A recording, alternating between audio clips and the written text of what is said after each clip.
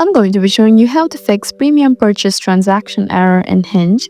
So to fix a Hinge premium purchase error, try verifying your payment details and ensure your Hinge account isn't linked to another. So that's the first thing you need to do.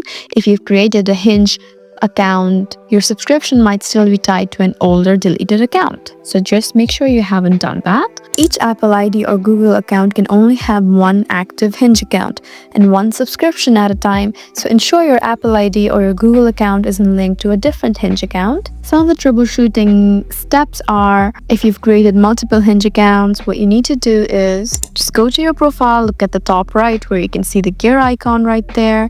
Scroll all the way down till you find delete or pause account right below logout. So just go ahead and delete the Hinge account you no longer need, and that will help you prevent conflicts with new subscriptions. You can also start restoring subscriptions. So just go to your settings and find the option to restore subscriptions. So restore subscription is right there. That's where you need to go in case you want to restore it. Make sure you verified your payment information and try using a Google Play gift card or a different payment method to complete the transaction. If it's still not working, then you may need to update or try a different device. So in these ways, you can successfully fix premium purchase transaction error in Hinge. I hope this video was helpful for you. Please leave us a like and drop us a comment down below, and we'll see you again in our next video. Thank you for watching.